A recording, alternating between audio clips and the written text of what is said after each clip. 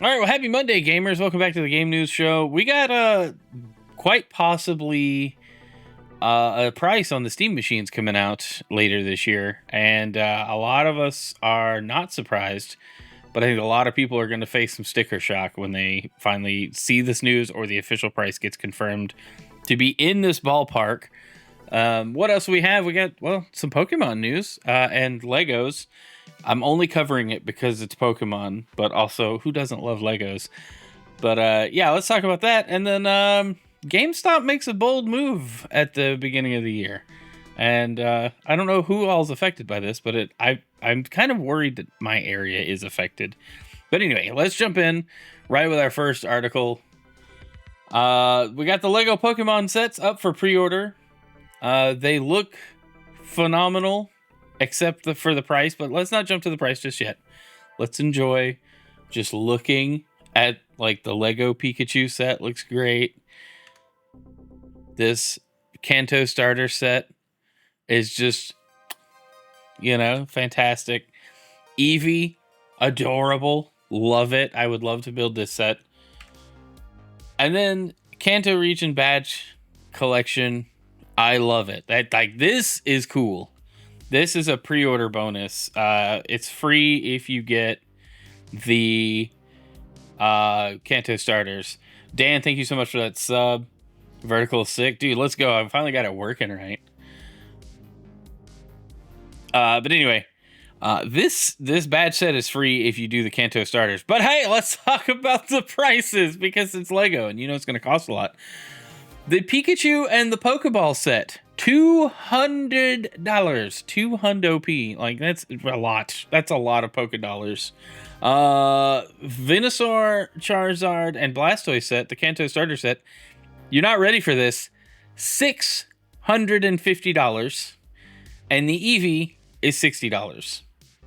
The badge case is free though. You spend $650, you get a free badge case set. And they have some Wario 64 provided all this. Pulled all this probably from the Lego site. That badge case set is so awesome. I would buy that on its own. But yes, those prices are absurd. You guys are not ready for these Lego sets. Nobody is. Who's paying?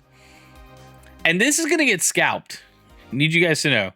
This is going to get scalped and like tripled or some crazy garbage. Like I was a little shocked. Like I was talking about sticker shock on the Steam machines. We haven't got there yet, but that is a shocking price because this set looks cool. 6,838 pieces. Like that's cool. I would love to build it, but gosh, that's expensive. Anyway, you picking those up? Sound off in the chat. Y'all let me know. Let's move on to our next item here. Palworld, everybody's favorite Pokemon knockoff, facing more Pokemon ripoff allegations of the new game. New Palworld, official Palworld card game has been announced, scheduled to release on July 30th, 2026. The game that was dubbed Pokemon with Guns and then sued by Pokemon and Nintendo still seems to be following the same path, with a new Palworld TCG announced. It is being developed by Bushiroad, known for card games such as Cardfight, Vanguard, Wibe, Schwarz, and many more. I don't know what that last one is. I know what Cardfight is. Cardfight Vanguard. That was cool. Anyway, a blog post reveals that Bushiroad has announced a brand new trading card game based on Pocket Pair's highly popular title, Palworld. The card game will be released on July 20th, 2026, allowing players to take part in two-player competitive battles using different strategies and tactics to deploy their favorite pals. Players will be able to gather resources and build bases as they leverage their pals' unique traits to secure victory. Palworld has faced Pokemon ripoff allegations since its announcement, with Nintendo and Pokemon Company suing the developers for patent infringement, announcing a new TCG based around Palworld, knowing full well that Pokemon is a dominating name in that space. Apologies for my reading ability. Is not going to help it beat those allegations. However, TCG is not a realm meant solely for creature-based games. In recent years, we've seen games like Cyberpunk 2077 enter this realm. So that's kind of cool. It's funny. I wonder how the game plays compared to Pokemon TCG. Maybe the turns are a lot shorter. and people aren't as annoying, to say the least. I'm not saying everybody that plays Pokemon TCG is annoying. I'm saying the people I have played in Pokemon TCG make it less fun. And playing it online is the worst. It takes far too long. Now, TCG Pocket Online is kind of fun. I am. Dude, it's so hard to play Pokemon TCG. Like, people just build these obnoxious decks that it's like, all right, your turn lasted 20 minutes. I've got 30 seconds to take my turn. You know, like, I'm going to take my 30 seconds that I need to do something. And it's not going to be enough because you're going to draw 18,000 more cards and I'm going to lose. Anyway, that's enough ranting. Thought this was interesting. Sandfall Interactive talks about building Clair Obscure Expedition 33 without an experienced dev team. You gave up also feels very much like the whales always won. Yes. Not paying so much money. Indeed. I agree. I agree with all of that. Expedition 33 was a critically acclaimed smash in 2025. It was also the debut release from French video game development team Sandfall Interactive. Now that they've had time to reflect on the work that went into the successful RPG, senior members of the team are praising their staff for making such a beloved game. During a recent interview with Edge magazine, the game's lead designer, Michael Nora, explained that one of the benefits of working with a younger staff was the lack of expectations of what a studio should be and how a game should be made. The younger staff didn't have any expectations about how a studio should be run and how a game should be made. And they brought fresh ideas that were very valuable for the rest of the project. So it ended up being a good decision, but it was also kind of by force, because it's almost impossible to hire any senior people if you don't have the money, which wasn't there at the beginning, which makes sense. Game producer Francois Nouris also chimed in, saying that working with such a young team meant there were no bad habits brought to the project from other gaming companies, and the team had the benefit of learning alongside one another. Hey, Shadow, welcome in. Which is cool. Like, I think that's the best way to approach that. If you've got no bad habits coming in, you set the culture. You don't have to root out bad behavior, you know, or not necessarily bad, but just like bad habits picked up from working in a corporate culture. Thanks, Shadow. It was a good one. We were trying to create something new and even new skills from scratch. I'd say we basically did twice the work because we were doing things for the first time to that scale. But we had the opportunity to research and execute the best practices. I also worked a lot of collaborating and exchanging ideas with other teams in France and in Montpellier, where many other indie studios are based. I find this industry great. It's so collaborative among companies rather than competitive. We benefited a lot from sharing experiences. That's actually really cool. They reached out to other companies, other indie devs. Like, that's super cool. No wonder the game was a success. They just, like, approached it the best way. You know? That's super cool. I thought that was interesting. Having a young team, hopefully they can carry that energy into their next project and it's not them, like, overreaching or overdoing it. You know? They just naturally make another good game. Hopefully. You know, for their sake. Anyway. On to our next one. All right, Warner Brothers held layoffs. Warner Brothers Games held layoffs late last year. We didn't talk about this, but, you know, new year, same problems, I guess. The layoffs in the video game world seemingly wait for no one. According to recent posts on social media, Warner Brothers Games held layoffs in December at its San Francisco location. Layoffs, which were first reported by a game developer, which is a site, point to a number of LinkedIn posts from now former employees at the company. Two such employees impacted by the cuts were the San Francisco studio's art director and director of design. Quote, "It's been a hell of a ride, but all good things must come to an end," former art director Roland Heron wrote. Just wrapped up my time at WB Games San Francisco last month. Unfortunately hit by, you guessed it, layoffs. Super appreciative and proud of everything we accomplished at the studio in the last 11 years. Tony Perkins, former director of design, said, quote, "Loved my time here with the San Francisco team, and the project we worked on is awesome and something I'm super proud of. Unfortunately, the stars didn't align, and a great game didn't find the success it needed." No word as to what specific game Perkins is referencing in his statement. Warner Brothers Games San Francisco has been around since 2013. As a studio, it primarily focused on free-to-play and mobile games over the years. So it's not a... it's kind of like a bummer, right? Because people did lose their jobs. But apparently if they were working on mostly mobile games, those games make money kind of cheaply, and there's a lot of churn in player counts and new players, and so it's hard. I think it's hard to make it in the mobile space unless you like just make the cheesiest, kind of sloppiest game that just hits people's dopamine. You can have a very well built, structured game, and it doesn't do well on mobile because it doesn't keep people's attention. Because when they're playing on mobile, they want to do specific things, you know. So I don't know if that's the case here. I just think a studio dedicated to mobile titles doesn't have to be as strong as a studio dedicated to like console level experiences. And maybe I'm wrong. Maybe I'm wrong. But it's just kind of my view of mobile gaming is almost a second rate kind of game. But not to say that there are bad games. There's lots of games I like on mobile. They're just not as structured and fully fleshed out as a console game. That's all I'm saying. Anyway, let's move on. Let's talk about the Steam Machine. This is on Tom's Hardware. Steam Machine pricing soars past PS5 Pro and Xbox Series X in new retailer listing. 1TB SKU shatters $1,000 barrier. This is kind of what I started to expect. I was hoping for, around 700 realistically. But let's read on. Valve's console-like PC could set a new benchmark for premium gaming hardware. Valve has already unveiled the Steam Machine, but kept two crucial details under wraps: pricing and availability. While the launch date remains a mystery, Czech retailer Smarty broke the silence by listing the Steam Machine at $950 for the 512 gig model and $1,070 for the 1TB version before taxes. Although Smarty appears to be a reputable retailer, it's wise to treat these prices with caution until Valve makes an official announcement.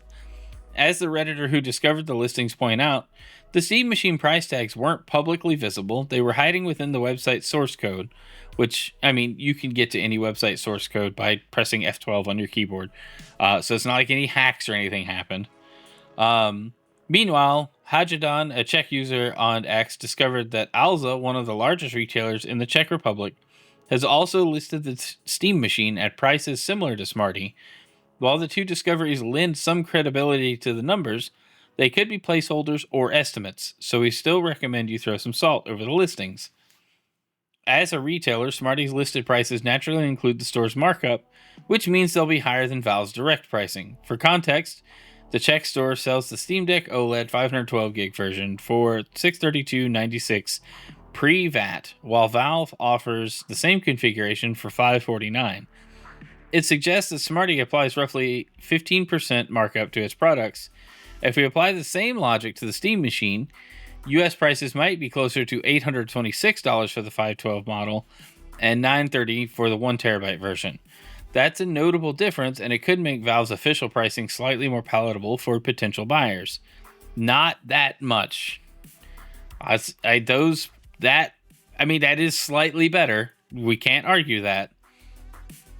And personally, I think I would want to go for the 1TB model if I were getting one. And I'm still very interested in getting one for dual stream PCs.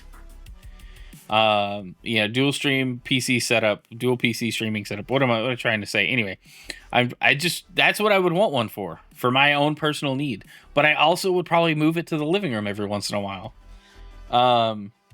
I would always have the biggest model. I agree. That's why I bought a Series X. I wish I could have gotten...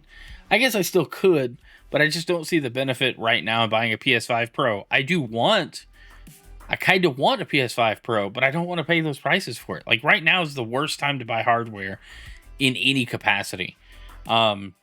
Everything is marked up way too high, and this is going to be another victim of current market conditions, right? Let's read on. While some may not consider the Steam Machine to be a true console, Valve intentionally designed it to deliver a console-like PC experience. It makes comparisons to the latest gaming systems, such as the PlayStation 5, PS5 Pro, and Xbox Series X. Both relevant and compelling. If Smarty's leaked prices are accurate, the Steam Machine could be 50% pricier than a PS5 with a disk drive, and up to 27% more expensive than an Xbox Series X 1TB model with a disk drive, which has gone up so much in price that it makes you really wonder, like, is the Steam Machine really like going to be that much more expensive? That's a substantial premium for PC gaming in a console form factor. Unlike traditional console makers, Valve won't subsidize the Steam Machine. In other words, it won't take a loss on hardware to boost game sales. Instead, Valve will price the Steam Machine like a standard gaming PC, which makes sense given that it's essentially a small form factor system masquerading as a console. The Steam Machine is launching amidst a global NAND shortage, which has significantly driven up prices for storage and memory, which is why we're seeing this price at this level right now. Both critical components for Valve's console PC hybrid. Even if Valve wanted to keep prices low and limit profit margins, rising component costs make that virtually impossible. If we were betting, we'd wager the ongoing NAND shortage is the main reason Valve hasn't committed to a price or release date for Steam Machine, despite revealing it in mid-November of last year. Valve has hinted a possible Q1 2026 launch for the Steam Machine. Now all eyes are on the company to see if it can deliver on schedule. So, yes, where do we go with this? This is kind of in the ballpark of what a bunch of us were thinking. GameStop have any trade-up deals? I don't know. I don't even know if they will carry the Steam Machine. Does anybody have any trade-up deals? Like, if I were to sell like a Series S, it would be like a couple $100 maybe 150 off. But still be better than not. But I don't know. Like, is it worth it? It could be. I'm still skeptical about the $1,000 price point. It's not that surprising, but I think it'll come in at just under. The $950 might be the price, $900 for the 1TB version, but I could see it easily being $1,000 and Steam not batting an eye and just going, hey, it's market conditions are doing it, not me, And this is kind of a bummer if it's that much, but is it going to be worth it? I don't think any hardware is worth it right now. Everything's too expensive. We're going to see phones and stuff this year going to be hard to get a hold of. We might see the Steam Machine delayed, depending on how many units they can get produced over this next year. Who knows, honestly. But it is a bit of a sticker shock if you have not kept up with this and you only knew that it existed. Are you going to be excited? Are you as excited now that you know a potential price? Because it's still not official, but are you more excited or less excited? I guess it's hard to be excited for spending $1,000 on a small form factor PC like this, but are you still interested? That's gonna be the big thing. I'm still interested. I still want to pick it up. I could set aside some pennies and stop buying energy drinks and, save up for a Steam Machine. But is that going to be enough? Like, is that still going to be worth what the Steam Machine is at its raw, performance level? Overall, I'd say the investment would be worth it. I tend to agree, Dan. I don't think it wouldn't be worth it. I just think all of the hardware right now is expensive, no matter what you're trying to build or acquire. Based on your Steam Deck purchase and the longevity of that's no-brainer. That's kind of what I'm thinking. You still got new games running on the Steam Deck years after the Steam Deck hardware has been on the market, which kind of what we saw with the Switch 1. I think the only reason we finally got the Switch 2 last year was because the hardware was truly at its limit. Like, there was nothing more that could be done on the Switch 1 to improve performance while still doing new and interesting things visually and more graphically demanding. And I think once the Steam Deck gets to that point, which is close. I would imagine it's close. It's gonna be there. We'll get Steam Deck too. I think this is going to prove that as well. This will last a long time, and even that's the beauty of this though. Even when the Steam machine is obsolete for gaming, it's still a PC. It could still run basic PC stuff. You could just run it as a headless server on your network if you wanted to. That would be an interesting use for it. I think that's cool. I don't know. I'm still picking one up. I'll commit to it. I'll still pick one up. Probably not at launch, but I'm definitely going to get my hands on a Steam machine at some point. It fits into my setup too nicely to ignore, and enables me to play a lot more games on stream without sacrificing the current stream setup or game performance as much. So I think that's going to be the middle ground for me. Is how much can I build up my current setup? Dude, being interested in it's good. I think you would benefit from it because you can get a lot of games for cheap and it'll work in your living room, and you'll have like this whole new world of gaming open up to you. Being a longtime console gamer, PC gaming does have a lot of advantages to it. And I like the hybrid that Valve's going with here. So I think even at $1,000, yes, it's expensive. If you have it and you're not putting yourself in a bind to get it, you should get it. If you have a need or find value in it, I think it'd be worth it. I just don't know, without knowing the availability and all this other stuff, because if it's limited, it's gonna suck. It's gonna get scalped and nobody's gonna be able to buy it. Can we upgrade the hardware later? It doesn't look like we can. It doesn't look like much is upgradable on this thing. I don't even know if you can add more storage internally. I think that's why they did the SD card slot on the front. It's all going to be USB expandable storage. Which, I mean, it is what it is, I guess. It is kind of locked down, but that's the nature of console-like experiences. All right, let's move on. We got a few more stories to cover. All right. If you guys forgot, Animal Crossing New Horizons gets a Switch 2 update next week. Version 3.0 should launch. It's getting a free 3.0 update alongside the paid Switch 2 edition of the game next week. There's some additional free enhancements for Switch players who revisit the game on the Switch 2 but don't purchase the upgrade.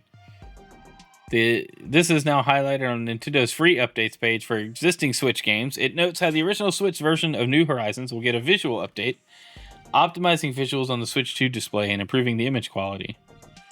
So that's like the free update path for Animal Crossing on Switch 2. I'll probably pick up the upgrade for Switch 2 edition for $5 and play it. I was trying to decide if I want to do a new island or not. I don't think I will, but the question still stands. But yeah, in a few days, we'll get the January 15th.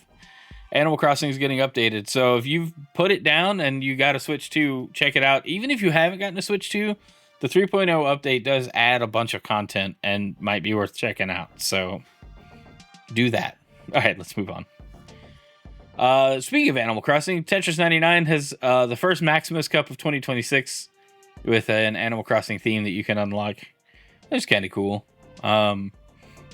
I like Tetris 99, and the Maximus Cups are super fun when I remember to do them. It's pretty easy to level up and unlock the theme. It's fun. Takes it could take anywhere from 30 minutes to an hour, depending on how well you place. But I like these. I like that this game is still like getting support and still has players playing it, or some really good bots. I don't know. Anyway. All right. All right, so this old Xbox game just passed $300 million in revenue on PS5. Forza Horizon 5, which continues to be a huge hit on PlayStation. Research from Alinea Analytics claims that the game just recently passed 5 million copies sold on PS5. Works out to more than $300 million in revenue on PS5 alone for the 2021 game. Alanea's Rhys Elliott said the data proves why Microsoft is keen to release more of its own games on a rival platform like Sony's PS5, Xbox's move to third party is no mystery, especially given Microsoft's lofty profitability mandates. But as Microsoft does not keep 100% of the revenue, as Sony gets a cut for its platform fee, the industry standard revenue share is 70-30. Forza Horizon 5 has been putting up strong sales numbers on PlayStation for a while already, so to hear it's crossed 5 million sales on PS5 is not a big surprise. The next entry in the series, Forza Horizon 6, will be released on Xbox and PC first before coming to PS5 later on.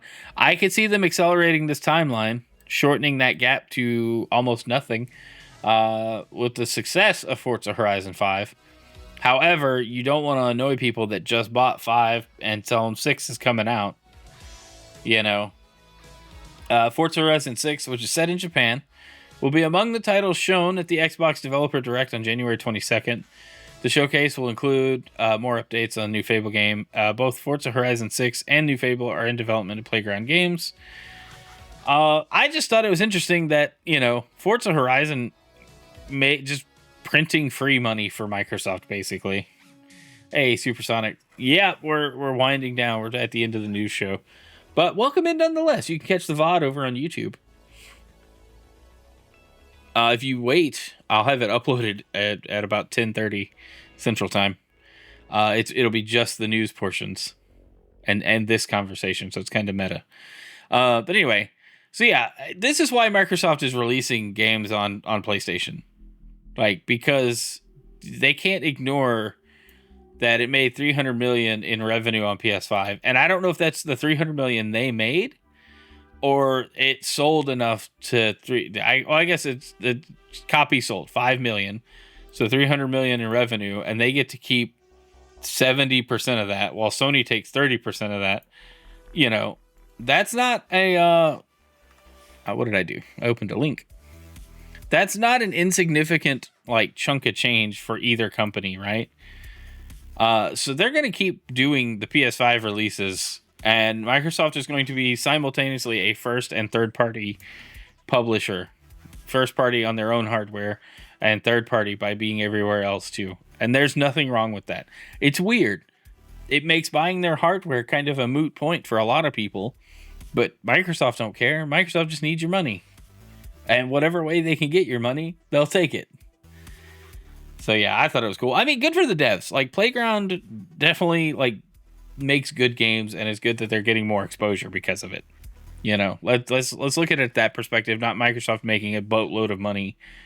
Playground kind of hopefully ensures their longevity by making good Forza Horizon games, and maybe Fable is going to be good too. All right, moving on. I meant to pull up the full article, but Anthem shuts down today. People were playing it. I played a little bit of it back when it hit Game Pass or EA Play, and I really wish this game had gotten a second chance. The article says a sad end to a sad story. Fond Anthem farewells begin as BioWare's Destiny-like game reaches last day of operation. At some point today, EA will turn the Anthem servers off, rendering BioWare's multiplayer online shooter inaccessible and unplayable, presumably forever. And fond farewells have already started to pour in. Incidentally, the exact time is unclear. All we have to officially go by is today's date, 12th January, and as of this morning, the game servers were still active for me. Presumably, that means they'll remain up until the end of the day, until the clock strikes midnight. But midnight in which time zone?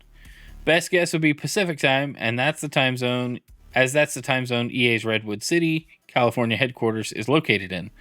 12 a.m. midnight Pacific time is 8 a.m. tomorrow morning GMT.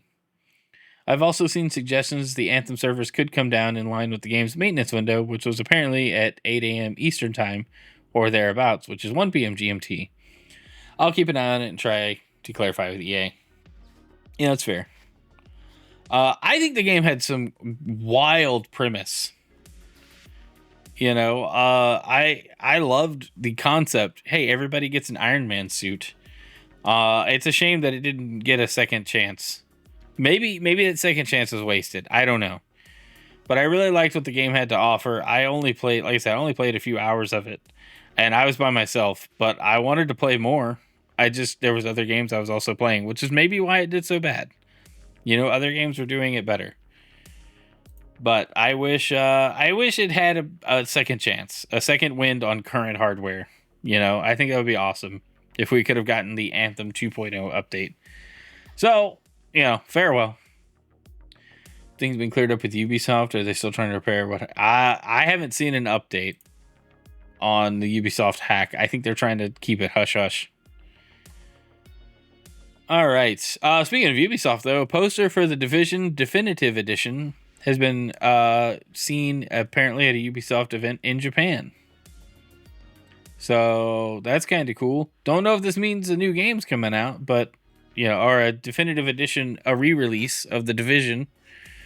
But I'd play it. It was cool.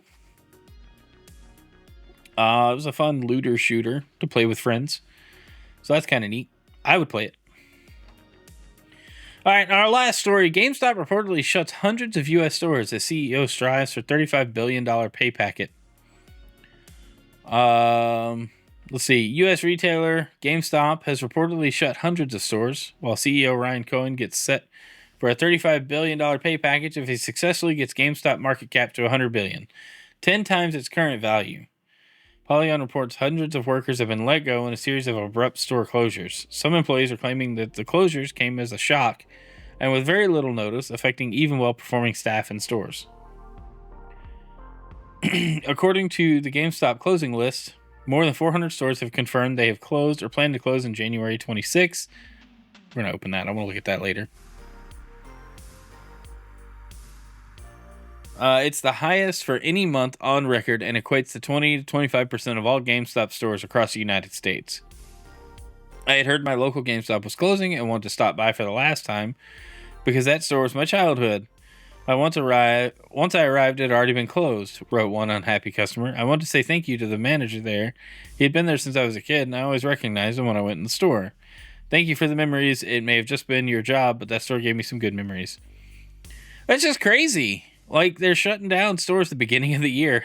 But really, should this surprise anyone, game sales, hardware sales across the board were lower than they have been in recent years. I would imagine software sales, games were a bit lower too.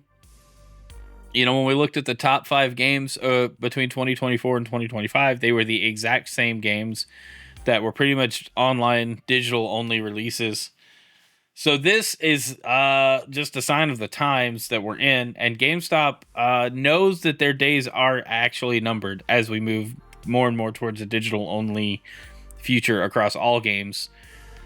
We're going to get to a point where physical sales are just not an option, and that's a bummer. As a longtime gamer, it is a bummer. But again, sign of the times. It's what's happening. It's the direction the industry is moving. GameStop's going to stick around as long as they can. They've tried shifting to merch and Pokemon cards. I don't think that's worked as well for them. Going the retro route would be a good idea, and leaning more into the secondhand stuff in a less scummy way might be their best bet. But I don't really know. But with that, that's it for our game news topics today. What do you guys think about any of this?